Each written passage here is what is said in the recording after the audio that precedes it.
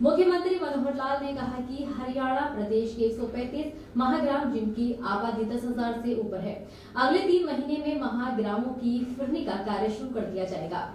मुख्यमंत्री मनोहर लाल ने जनसंवाद कार्यक्रम से पहले शहीदों के गांव रूपड़ाका में शहीद मीनार पर अमर शहीदों की शहादत को नमन किया। मुख्यमंत्री ने शहीद मीनार पर पुष्पांजलि अर्पित करते हुए कहा कि 1857 को संग्राम में यहाँ के वीरों ने राष्ट्र प्रेम में देश की रक्षा में अपने प्राणों की आहुति दी थी। उन्होंने युवाओं को प्रेरित किया कि आज़ादी की लड़ाई में दिए गए हमारे वीर सपूतों के योगदान को कभी भुलाया नहीं जा सकता। उन्होंने हरियाणा सरकार की ओर से गांव के वीर शहीदों सहित 13 अप्रैल 1919 के दिन अमृतसर के जलियांवाला बाग में हुए हत्याकांड में काल का ग्रास बने देशवासियों की शहादत को भी नमन किया। मुख्यमंत्री ने गांव में बनी करीब 105 फीट ऊंची शहीद मीनार के नवीनीकरण के लिए 5 लाख रुपए की राशि सहयोग स्वरूप देने की घोषणा की। मुख्यमंत्री मनोहर लाल ने जनसंवाद कार्यक्रम को संबोधित करते हुए कहा कि गत 8 वर्षों में भाजपा की सरकार बनने पर जनसेवा करने का कार्य किया गया है। सरकार द्वारा लोकहित में जन कल्याणकारी योजनाएं बनाई गई और लोगों के घर द्वार तक योजनाओं को पहुंचाने का कार्य किया गया। परिवार पहचान पत्र के माध्यम से गरीब लोगों को उनका हक प्रदान किया गया। गांव टावड़ में 2800 राशन कार्ड ऑनलाइन के माध्यम से बनाकर लाभार्थियों को दिए गए। उन्होंने कहा कि आयुष्मान योजना के अंतर्गत हरियाणा प्रदेश के 30 लाख परिवारों को जोड़ा गया है, जिनमें से गांव टावड़ के 10,000 लोगों के आयुष्मान कार्ड बनाए गए हैं। आयुष्मान कार्ड के माध्यम से गरीब परिवार के लोगों को 5 लाख रुपए तक का स्वास्थ्य बीमा प्रदान किया जा रहा है। मनोहर लाल ने कहा कि प्रदेश में भाजपा की सरकार बनने पर भ्रष्टाचार पर लगाम लगाई गई है। सरकार ने पारदर्शिता के आधार पर युवाओं को नौकरी के अवसर प्रदान किए गए। पिछली सरकारों में नौकरी के नाम पर पर्ची और खर्ची चलती थी, लेकिन भाजपा सरकार में योग्यता के आधार पर नौकरी प्रदान की जा रही है। सरकार का मकसद आवाम को खुशहाल बनाना है। आमजन के जीवन को सुविधाजनक बनाने के लिए परिवार पहचान पत्र के माध्यम से सरकार की योजनाओं और सेवाओं को घर बैठे लोगों तक पहुंचाया जा रहा है। मुख्यमंत्री ने कहा कि शिवधाम योजना के तहत शमशान घाट और कब्रिस्तान के रास्ते 4 दीवारी, पानी व शेड तथा चबूतरा जैसी सुविधाएं प्रदान की जा रही हैं। उन्होंने कहा कि गांव में गंदे पानी की निकासी, स्कूलों में फर्नीचर की व्यवस्था करने, शौचालयों का निर्माण करने सहित कार्य 28 ब्लॉकों में पूरे कर दिए गए हैं, जबकि 100 ब्लॉकों में यह कार्य जारी है। हातिन क्षेत्र में जर्जर सड़कों के निर्माण के लिए सरकार ने 25 करोड़ रुपए की राशि मंजूरी कर दी है।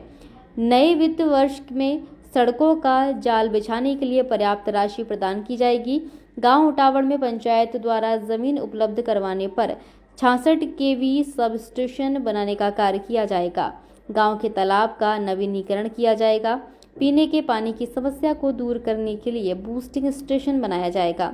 आज आपके गांव में इसलिए मैं आया हूं कि पिछले 8 साल में हमने पूरा मन लगाकर, पूरी लगन से पूरे हरियाणा की सेवा की है। हरियाणा में जो मांगे, जो डिमांड, जो आपकी तकलीफ है, उनको दूर करने के लिए हमने दिन देखा नहीं, रात देखा नहीं, दिन में 24 घंटे में से 18 घंटे काम करते हैं।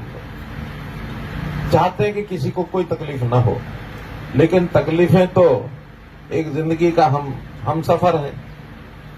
जहां जिंदगी है वहां तकलीफ भी होगी। अब उन सब बातों को करने के लिए, सुनने के लिए गांव-गांव जाकर के कि जो हमने किया है वो आप तक पहुंचा कि नहीं पहुंचा, और पहुंचने के बाद भी आज भी आपकी कुछ मांगे होंगी, कुछ डिमांड्स होंगी, कोई तकलीफें होंगी, तो उनकी जानकारी मिलेगी। तो अब और तेज गति से करेंगे। अब इस इलाके में हमने क्या किया, आपके विधायक ने अभी कुछ समय में वो सारी बातें बताई हैं, और खाली वो नहीं बताई, आपकी तरफ से उन्होंने और आगे की भी रख दी है। मुझे कबूल है, सब चिंता नहीं। तो हमने विकास के काम जो बाकी सरकारें भी करती हैं, कहीं स्कूल बनाना है, सड़क बनानी है, उसकी मरम्मत करानी है, कहीं कॉलेज है, कहीं अस्पताल है, कहीं डिस्पेंसरी है, या कहीं इंडस्ट्रियल एरिया में रोजगार के काम लोगों को ज्यादा मिले, बड़ी बड़ी लंबी चौड़ी सड़कें बन रही हैं, जिसके कारण से इलाके का माहौल बदल रहा है। तालाब की बात आई वो कराया, नहर की बातें आई वो करवाई। अब नहर बन जाती है, पानी तो जितना पीछे से आएगा उतना मिलेगा। उसमें कई बार हेरा फेरी भी लोग कर लेते हैं, इधर से इधर सरका देते हैं, कहीं चोरी कर लेते हैं, कम पड़ता है। कभी कुदरत की मार पड़ती है तो किसान का नुकसान होता है, उसका मुआवजा भी हम लोग देते हैं। तो ये सब बातें तो हैं, लेकिन एक बात जो हमने और खास की है उसकी ओर थोड़ा सा मैं इशारा करूंगा, वो है कि आम आदमी का उसका जो जिंदगी है उसकी अभी जो दुर्लभ है बहुत ज्यादा, वो कैसे आसान बने।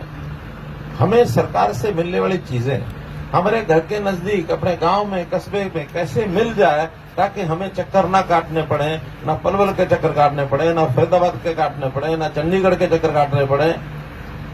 चीजें घर पर भी तो पहुंच सकती है ना।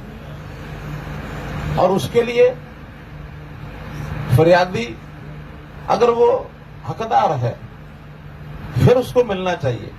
अगर फरियादी हकदार नहीं है तो उसको मिलना चाहिए क्या? नहीं मिलना चाहिए। लेकिन हो क्या रहा है, आज से हमारे आने से पहले लोग क्या करते थे, कोई भी स्कीम बता देते थे लोगों को, अखबार में छपती थी, बाद में कहते थे ठीक है आप फार्म भर के ले जाओ इसको। फार्म भरने में लाइनें लग जाती थी, और लाइनें लगने के बाद जो गरीब आदमी है जिसको वो मिलनी चाहिए थी, स्कीम का फायदा मिलना चाहिए था, उसके मुंह में जबान ही नहीं होती है, वो लाइन में लग नहीं पाता।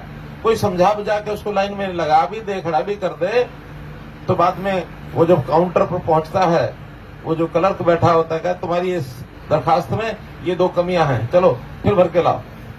वो बेचारा चला जाता है, कहीं न पूछ पछा के और कुछ कर करा के फिर जाता है लाइन में। 1 महीने बाद फिर एक और कमी बता देता है।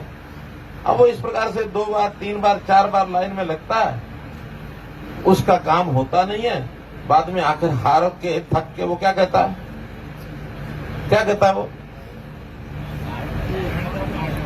वो बैठ जाओ, घर में बैठ जाओ, कहा करोगे इसका, अपने घर में ही बैठे अपने, वही ठीक है, रूखी सूखी खा के अपना गुजारा कर लेंगे, यही कहे ना। वो पता है सब बातों को सारे हरियाणा में चली जाएगी। हरियाणा के 135 महाग्राम जिनकी आबादी 10,000 से ऊपर है, अगले 3 महीने में इन सब महाग्राम 135 फिरने पर काम शुरू हो जाएगा। जितना पैसा लगे लग जाएगा, पूरी 135 फिरनी ये सब बनेंगे।